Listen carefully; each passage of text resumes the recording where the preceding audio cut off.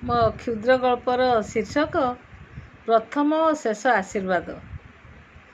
ହସ କାନ୍ଦ ଭରା ତେଲ ଲୁଣର ସଂସାର ଭିତରେ ଦୁଃଖେ ସୁଖେ ଗତି କରୁଥିଲେ ରଘୁଆ ଓ ସବିତା। କୋଳରେ ପୁଅଟିଏ ଝିଅଟିଏ।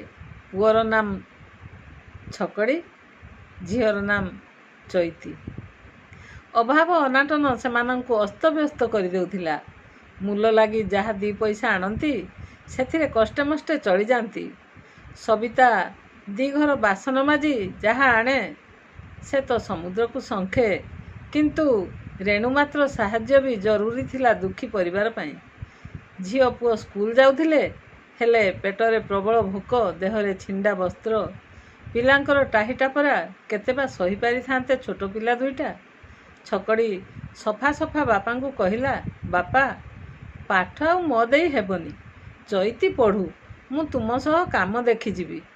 ବାପା ଯେତେ ମନା କଲେ ସେ ମାନିଲା ନାହିଁ। କାମ ଦେଖିଯିବ କହି ଲୁଚି ଲୁଚି କାମ କଲା ଓ ଯାହା ଦି ପଇସା ଆଣିଲା ସେଥିରେ ଚୈତି ପାଇଁ ଖାତା, ବହି, କଲମ ଓ ପୋଷାକ କିଣିଦେଲା। ଚୈତିର କୌଣସିଥିରେ ଅଭାବ ରହିଲା ନାହିଁ। ଆସ୍ତେ ଆସ୍ତେ ଶ୍ରେଣୀ ପରେ ଶ୍ରେଣୀ ପଢ଼ି ଚାଲିଲା ଚୈତି। ପ୍ରତିବର୍ଷ ରାକ୍ଷୀ ପୂର୍ଣ୍ଣମୀ ଦିନ ଛକଡ଼ି ଚୈତିକୁ କିଛି ଉପହାର ଦିଏ। ସେ ଉପହାର ଭିତରେ ଖାତା, ବହି, କଲମ ଇତ୍ୟାଦି ଥାଏ। ଚୈତି କହେ, ଭାଇ, ତୁ ମୋତେ ସବୁ ଦେଲୁ, ହେଲେ ମୋତେ ଆଶୀର୍ବାଦ ଟିକେ ଦେ। ଛକଡ଼ି ଚୈତି ମୁଣ୍ଡରେ ହାତ ରଖି କହେ, ମୋ ସୁନା ଭଉଣୀ ଜଣେ କଲେକ୍ଟର ହେବ। ଚୈତି ମୁହଁ ବୁଲାଇ ନିଏ ଆଉ କହେ, ଥଟ୍ଟା କରିବା ପାଇଁ ଏଇଟା କ'ଣ ଉଚିତ ସମୟ? ମୋତେ ବୁଢ଼ୀଟେ ହେଇଥା କହ। ଛକଡ଼ି ହସିଦିଏ, କହେ, ତୁ ବୁଢ଼ୀ ହେଲେ ମୁଁ କାହାକୁ କାନ୍ଧରେ ବସେଇ ବୁଲେଇବି ଯେ? ସମୟର ଚକାଭଉଁରୀ ଖେଳ ଭିତରେ ସମୟ ଗତି କରି ଚାଲିଥାଏ ଆଗକୁ ଆଗକୁ। ବାପା କାମ କରିବା ସମୟରେ ଛାତରୁ ଖସି ପଡ଼ିଲେ, ଡାକ୍ତରଖାନା ବୋହି ଆଣିଲେ। ଡାକ୍ତର ମୃତ ଘୋଷଣା କଲେ। ଦୁଃଖର ସାଗର କୂଳ ଲଙ୍ଘିଗଲା। ହଠାତ୍ ସବୁ ଓଲଟ ପାଲଟ ହୋଇଗଲା। ସଂସାର ରଥର ସାରଥୀ ଚିର ବିଶ୍ରାମ ନେଲେ। ଚକ ଗଡ଼ିବ କିପରି? ମା ସବିତା ଅଧିକ ଲୋକଙ୍କ ଘରେ କାମ କଲେ। ଛକଡ଼ି ମଧ୍ୟ ପୂରା ଦମରେ କାମ କଲା। ଚୈତି ପାଠ ପଢ଼ା ସଙ୍ଗେ ଟ୍ୟୁସନ୍ ମଧ୍ୟ କଲା। ସଂସାରର ମେରୁଦଣ୍ଡ ଟିକିଏ ସଳଖି ଉଠିଲା। ସବିତା ମନରେ ବାର ଚିନ୍ତା। ପୁଅ ଝିଅଙ୍କ ସଙ୍ଗେ କଥା ହେବା ପାଇଁ ତର ନଥାଏ। ଆସ୍ତେ ଶରୀର ମଧ୍ୟ କ୍ଷୀଣ ହୋଇ ଆସୁଥାଏ। କ'ଣ କରିବ, ଶକ୍ତି ନଥାଇ ଖଟୁଥାଏ। ଭଗବାନ, ଦୁଃଖର ରାତି କେବେ ପାହିବ, ଏଇ କଥା ସବିତା ଠାକୁରଙ୍କୁ ଜଣାଉଥାଏ।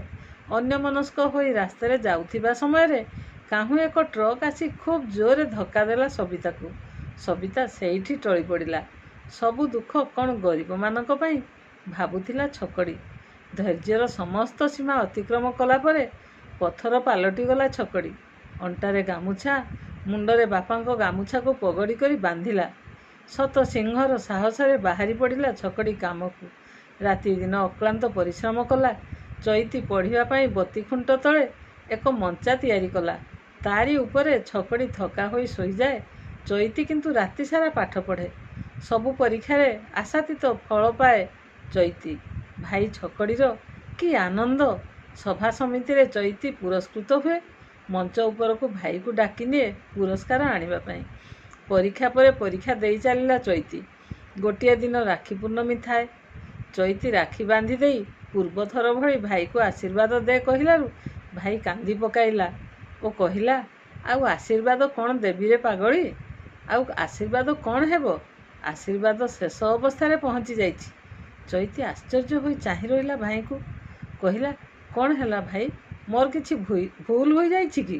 ଲୁହ ପୋଛି ଛକଡ଼ି ଖବରକାଗଜଟା ବଢ଼ାଇ ଦେଲା ଚୈତିକୁ। ଚୈତି ଦେଖିଲା, ପ୍ରଥମ ପୃଷ୍ଠାରେ ତା ଫଟୋ ସହିତ ନାମ ବାହାରିଛି।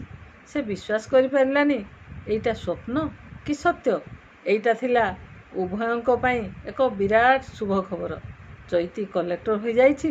ସେ ପୁଣି ସମସ୍ତଙ୍କୁ ଟପେଇକି 1 ନମ୍ବରରେ।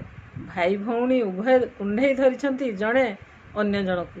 ଚୈତି କାନ୍ଦି କାନ୍ଦି କହିଲା, ଏ ତ ମୋ ଭାଇଙ୍କର ପ୍ରଥମ ଓ ଶେଷ ଆଶୀର୍ବାଦ। ବାସ୍ତବିକ ଏହା ହିଁ ସ୍ୱର୍ଗୀୟ ପ୍ରେମ, ଶାଶ୍ୱତ ପ୍ରେମ, ସତ୍ୟ ପ୍ରେମ, ଚିରନ୍ତନ ପ୍ରେମ, ଅମ୍ଳାନ ପ୍ରେମ, ଯେଉଁ ପ୍ରେମର ଗଭୀରତା କଳନା କରାଯାଇ ନପାରେ। ଧନ୍ୟବାଦ।